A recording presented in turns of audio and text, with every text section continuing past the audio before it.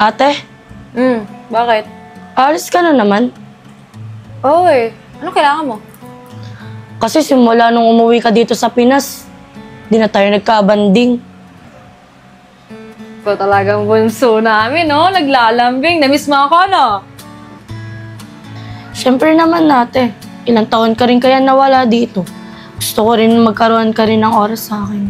Ano ka ba, bunso? Huwag kang mag-alala. Basta pag natapos itong mga gala ko, mga pagkikita ko sa mga friends ko, babanding tayo. Ano, okay ba sa'yo yun? Oo naman ate, sure mo yan ate ha.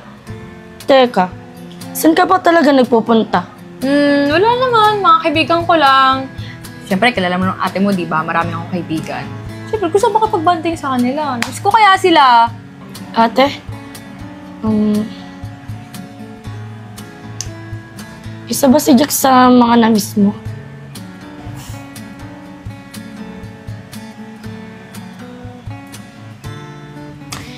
Oo naman, bunso. Namiss ko din naman siya.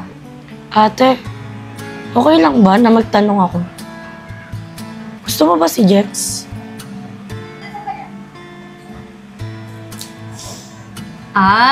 Si Jex ba? Ano ka ba? Next time mo na lang itanong yan. Dahil malilate na ako. May lakad po si ate. Sige na, dyan ka na, ha? Naalala mo, nakaraan, yung sinabi ko sa'yo yung about sa crush ko. Isa kasi yun sa dahilan kung bakit ako umuwi sa Pilipinas, eh. Sasabihin ako. Ano ba yan? Pinatagal-tagal mo pa. Sana dun pa lang, sa boulevard pa lang, sinabi mo na. Wala naman ibang makakarinig dun eh. Naunahan kasi ako ng hiya. Tsaka nabigla ako nun. Bigla mong sinabi about dun sa crush ko, eh. Di naman ako ready. Siguro naman ngayon, may lakas ka na ng loob para sabihin yun. Tignan mo, parang nagkakamabutihan na sila. Ano na gagawin mo niyan, Bessie? Itutuloy mo pa ba ang nararamdaman mo? Siguro hindi na lang. Ba't kasi napasok pa ako sa ganitong sitwasyon? Tara na nga mga besi. Jex, kaya ako umuwi ng Pinas para sabihin ko to sa'yo. Jex, gusto kita. Matagal na. Kaso, alam ko naman na mga bata pa tayo eh. Gusto mo na ako. Hindi ko na pinapansin yun kasi akala ko, puppy love lang eh. Akala ko, wala lang, ganun. Pero nung inaya na ako ni Mama mag-ibang bansa, hindi lang pala pagka-miss yung nararamdaman ko sa'yo. Gusto na pala kita nun. At hanggang ngayon, aaminin ko, gustong-gusto pa rin kita. Alam mo, Yesha, yung pagiging magkaibigan natin, oo, nandun pa rin naman yun eh. Na-miss kita bilang kaibigan. Pero kasi, Yesha, marami nang nagbago eh. Hindi na ako yung Jex na kilala mo. Kasabay nung dating Jex na nawala, kasabay nun, nawala na rin yung nararamdaman ko para sa'yo.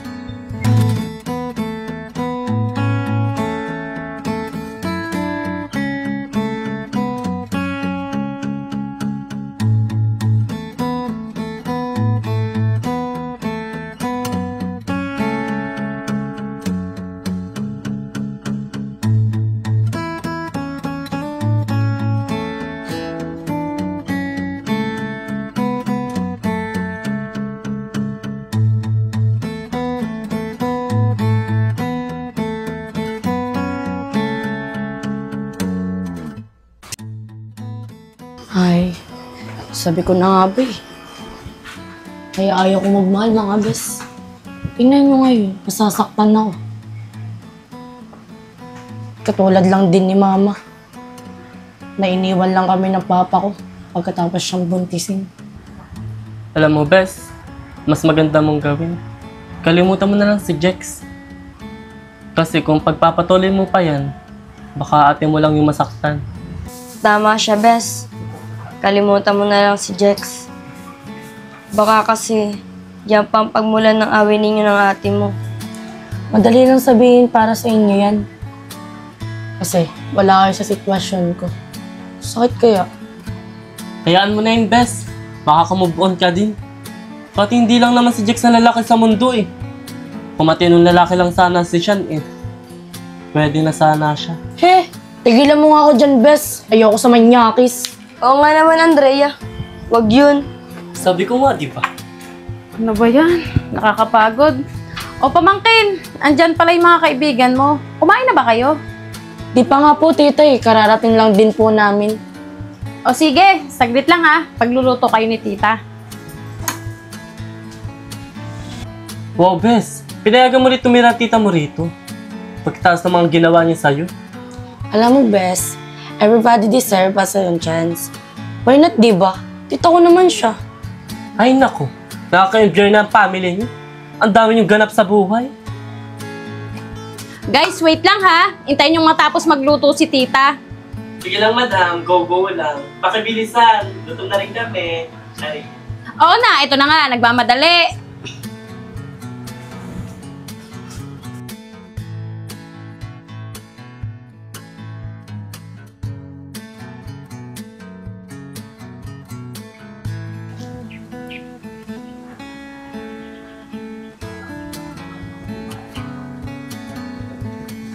Baka pumunta dito si Angel. Malamang hahanapin na naman yun si Jex. Ano kayong sasabihin sa akin ni Angel? Pag nagkita kami. Malamang galit na galit yun eh. Kasi nalikan ko siya na nakaraan. Hey Jex, anong ginagawa mo dito? Wala lang, tol. Tinitingnan-tingnan ko kung pupunta si Angel dito. Nung nakaraan ko pa kasi hinahanap yun eh. Di ba tinanong ko yun sa'yo nung nakaraan? O nga pala, di ba palagi ka nakatambay dito? Baka nakita mo si Angel. Tol, di ba sinabi ko naman sa'yo nakakaraan? Wala akong kilalang Angel. O nga pala, no? Sinabi mo nga pala sa akin na hindi mo kilala si Angel. Baka hindi na naman pinalabas sa kanila yun. O kaya, baka nasa school. Tama. Puntahan ko na lang mamaya sa school nila. Eh tol, gaano mo na ba katagal kakilala si Angel? Bago lang, tol.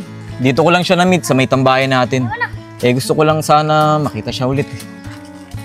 Eh tol, di mo naman pala masyado kilala yun eh. Iwas-iwasan mo na yun. Okay lang yan, tol. Kasi parang nagustuhan ko siya nung una kami magkita. Kung ako sa'yo tol, maghanap ka na lang ng iba. Maraming maluloko ngayon. Alam mo, tol, di naman natin pwedeng husgahan agad yun eh.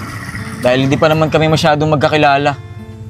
Kaya nga, gusto ko pa siyang mas makilala eh. Eh tol, ikaw bahala. Basta, sinabihan na kita. Oo, tol, maraming salamat ah. Sige, puntahan ko muna si Angel sa school nila. Kasi malapit na ang uwian nun eh. Diyan ka na. Tol, sige. Salamat. Sige, tol. Kikita na naman sila. Dapat pala unahan ko siya.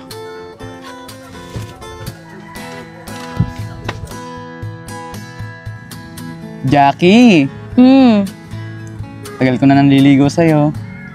Ano naman? Wala pa bang kiss? Ano? Wala pa bang yung oo mo? Ikaw, Samuel ha? Hindi pa nga kita sinasagot. Kisagad ang gusto mo. Manyakis ka ba? Oo. Ano? Hindi. Ang ibig ko sabihin, nagbibiro lang naman ako. Ikaw talaga, Samuel. Ang dami mong kalokohan. Seryoso ako, Jackie. Tagal ko na nanliligaw sa'yo eh. Sasagutin mo ba ako? Hindi. Sasagutin naman kita eh. Sa tamang panahon. Ano ka? Aldab? Nakakainis ka talaga. Jackie, ganito kasi yan. Ang pinapatagal na relasyon, hindi ang panliligaw. Alam ko naman yon. Pero kasi, gusto kitang magbago. Panikating ka kasi eh. Pangako, pag sinagot mo ako, Jackie, kailanman hindi na ako magkakating classes. Nakakainis ka talaga, Samuel. Ang bilis mo. Basta, ipakita mo muna na magbabago ka. Oo na, magbabago na ako. May 20 ka ba yan? Bibili ako soft drinks. Ano? Ikaw yung nanliligaw. Dapat ikaw yung may pera. Nauuwaw kasi ako eh. Hindi ako binigyan ni mama ng baon. Kasi talo na naman siya sa tong ito. Diyos ko, day! Ako tong babae. Ako magbibigay ng pera. Hoy, balik mo yung 30 ha. Oo, ibabalik ko yung 30. Nakaka-imbyar na. Thank you, Bes ha. Sinundo mo ulit ako. Bakit? Sino ba inaasahan mong susundo sa'yo? Si Jex? Yan ka na naman ha? Ito naman, wala naman ako sinabi. Alam mo, kahit di mo sabihin, nababasa ko pa rin dyan sa mukha mo na umaasa ka pa rin kay Jex. Ay nako, huwag na nga natin pag-usapan yan, lalo lang ako nai-stress eh. Tara na nga. Bes, teka lang. Tignan mo yun, no? Di ba si Sean yun? Oo nga no, si Sean nga. Anong balak mo? Teka lang, best, akong bahala.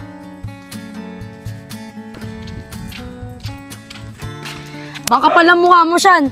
May gana ka pa talaga magpakita sa akin. Okay lang, Angel. Tatanggapin ko ang sampal mo. Kasi mali naman talaga ako eh. Alam mo naman pala yung pagkakamali mo eh. Ba't tinuloy mo pa? Tsaka di ba may sinabi ako sa'yo na may iba akong gusto at si Jax yun. Alam ko naman yun eh. Pero sana, bigyan mo rin ako ng chance. Kaya ako lang naman nagawain kasi mahal kita, Angel. Wala akong pakialam sa nararamdaman mo. Tara na nga, Bessie! Bessie, hintayin mo naman ako!